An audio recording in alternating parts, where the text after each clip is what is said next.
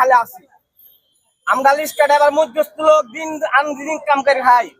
বান্তা পান্তা আনতে আমরা কত কোনো মতো আমরা খাওয়া আমরা বেশিরভাগ প্রয়োজন জিনিস আলু আমরা ফার্ম মুরগি তো আমরা দিলে খাইতে পারি না।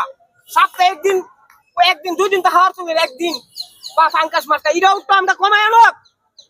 আলুর দামটা কত সবজি ছুটি বাজাই মনে কমাই আনো।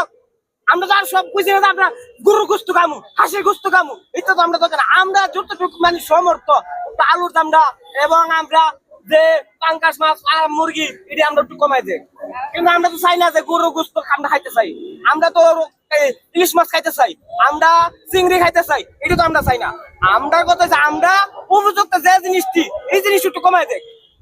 আমরা এই জিনিস কমাই দেব। আমরা কইছি না যে ইলিশ মাছ কমাই দেব, গরুর গোস্ত কমাই দেব, আমরা খাইতেইব না।